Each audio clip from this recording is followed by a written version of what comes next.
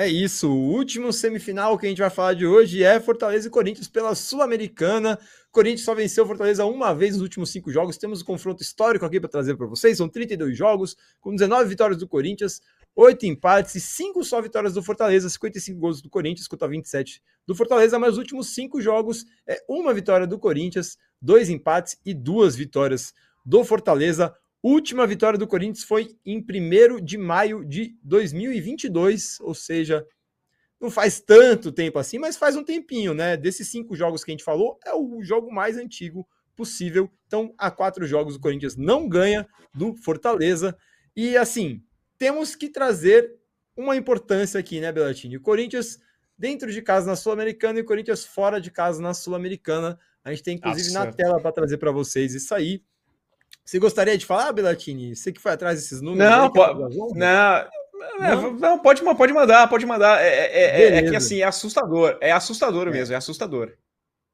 Vamos trazer aqui na tela para vocês. Corinthians em casa são 4 jogos com 3 vitórias e um empate, 5 gols marcados, 2 gols sofridos, 58,6% de posse de bola, 47 finalizações, 11,75 por jogo, sendo que 19 vão no alvo, 3,8 por jogo. Os rivais chutam 42 vezes no Corinthians quando o Corinthians joga em casa, 10,5 por jogo, sendo 14 no alvo, 3,5 por jogo. Já fora de casa são 3 jogos com uma vitória, um empate e uma derrota, 2 gols marcados, 2 gols sofridos. Aqui começa a piorar.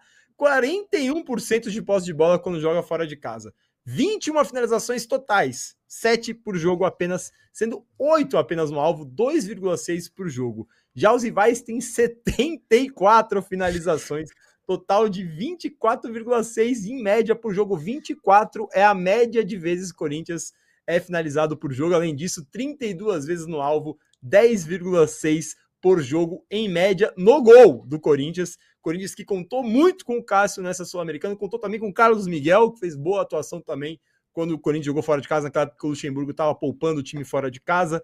Então, é complicado. O Estudiantes finalizou 30 vezes, 12 foram no gol. News Old Boys finalizou 26 vezes, 11 foram no gol. O Universitário finalizou 18 vezes, 9 no gol. Então, você vê que Estudiantes e News, que tem um nível acima, assim, dos outros caras que... O Universitário, né? Mesmo o Universitário chutou bastante, né? Então, assim, 30 o Corinthians vezes... ganhou esse jogo ainda. Então, exato.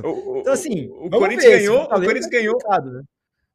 O Corinthians ganhou o jogo e teve 18 chutes contra o seu gol, sendo 9 no alvo. A gente está acostumado aqui, traz os números do Campeonato Brasileiro, as médias de 14 chutes por partida, acertando 3, 4 chutes no gol adversário. É que são 18 contra o time que você venceu, e venceu com certa tranquilidade. O Corinthians venceu bem a equipe do Universitário, né? Contra o News e contra o Estudiantes foi um absurdo. 30 chutes, 12 a trave salvando de tudo quanto é forma. 5, sabe, consumindo os pênaltis também. Então, e aí o Luxemburgo também falou que a ideia era essa, né? O planejamento dele foi essa, deixar o Estudiantes chutar 30 vezes. Então, os números fora de casa desestimulam muito o torcedor do Corinthians quando pensa que não levou vantagem. Contra o Estudiantes tinha levado vantagem, aliás, com o Estudiantes tinha sido um empate, né? Contra o News tinha levado vantagem, e aí você imaginava que, bom, então agora vou levar vantagem contra o Fortaleza.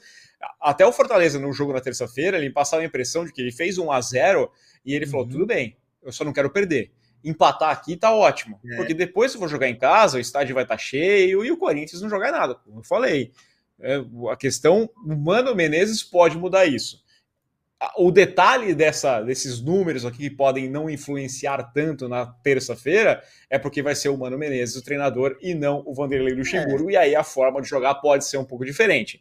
Porque com o Luxemburgo, o que eu ia esperar do Corinthians era isso. Talvez ele planejasse, sei lá, o Corinthians sair perdendo por 1-0 no primeiro tempo, que aí depois ele pode buscar o empate, né? Mais ou menos como foi contra o São Paulo, pensar em sair perdendo o jogo. Talvez agora com o Mano pode mudar um pouquinho essa ideia. Eu acho que muda um pouco a ideia, mas a ideia de deixar para o Cássio decidir nos pênaltis, com certeza o Mano tem em mente, assim como o Luxemburgo sempre tinha. Eu acho que os próprios jogadores do Corinthians sentiram essa falta de confiança, né? A gente sabe que no vestiário acabou o jogo, tava todo mundo meio cabisbaixo, porque sabia que tinha empatado ia ser difícil lá em Fortaleza, porque eles próprios sabem que não estão jogando bem fora de casa, né? Não precisa vir estatística aqui falar, os jogadores sentem também. Vamos ver, vai ter pouco tempo, Mano Menezes, né? Ainda tem um clássico no meio, porque poderia, né? Se fosse qualquer outro jogo. Tudo bem que eles não estão em posição para ignorar totalmente, mas acho que ignoraria, mesmo sendo arriscado. Contra o São Paulo não dá para ignorar totalmente. Vamos ver com tão pouco tempo o que o Mano vai fazer. Será que vai botar o Renato Augusto de 9 de novo para não marcar? Tem algumas coisas que todo treinador, quando chega no Corinthians, faz. E acho que o torcedor corintiano tá um pouco preocupado com essas coisas. E o torcedor do Fortaleza não tem nada a ver com isso, né? Tá 100% confiante. O Leão tá com fome, eu diria. É o Lion, né? Eu até acho que o Corinthians ele não tem assim a expectativa com o Mano, não vai chegar acreditando que, bom, vou empatar e deixar o Cássio decidir.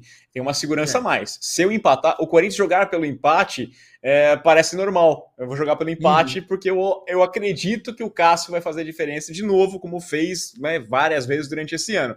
Então tem essa questão, joga com um conforto de poder ter uma confiança no Cássio, coisa que a gente falou que o Palmeiras não tem com o Everton, né? Não acredita que ele vá ser capaz de definir o jogo, mas não dá para jogar para empatar. Jogar para empatar contra o Fortaleza lá, eu acho que é caso de derrota. Acho que o Corinthians vai jogar de forma diferente por conta do Mano Menezes, por mais que seja pouco tempo. É um treinador acostumado a pegar trabalho no meio do caminho e fazer uma organização, organizar um pouquinho aqui e ali e dá certo e funciona. Mas mesmo assim, eu acredito que o Fortaleza vai avançar para a final. Meu palpite é Fortaleza. Eu tô com você. Meu palpite é Fortaleza. Vamos ver, né? Quem sabe se o Corinthians fizer uma atuação maravilhosa contra o São Paulo, pode ser que a gente pense em mudar o palpite, mas enquanto é o Corinthians que a gente viu, justamente contra o Fortaleza, Fortaleza, inclusive, saiu com empate, mas podia ter ganhado, viu, esse jogo, assim, realmente foi um jogo que acho que abalou ao torcedor, a torcida na arena, eu nunca vi, acho que tão calma, assim, tava bem pouco barulho, assim, obviamente quem sabe que as organizadas costumam cantar muito, mas parecia que o resto do estádio não tava ajudando tanto quanto costuma ajudar. Bem atípico, foi bem esquisito esse jogo e eu acho que tá com cara do Fortaleza, inclusive ganhar, né? E vai enfrentar provavelmente a LDU, qualquer dos dois times que passar, que já meteu um 3-0 contra o Defensa e Justiça, com o Guerreiro metendo 2 gols. Então, assim, vai ser difícil. Vamos ver, vai ser legal, velho. Vai ser legal. O jogo com certeza vai ser legal. Semana bem agitada para os amantes de futebol, né, Belatini? Seria curioso o Corinthians enfrentar a LDU e o Guerreiro na decisão, né? Toda essa história aí do Guerreiro, desse passado aí com o Guerreiro. O Paulo César Corinthians tá falando que jogar bem ou mal, eu quero é passar. E a ideia do corintiano com certeza é essa, né? Não tá pensando nisso aí. Mas é o que eu falei já no começo, lá quando a gente tá falando do Corinthians. Assim, né, Belatini? Isso. Não, mas o mata-mata, a ideia é essa.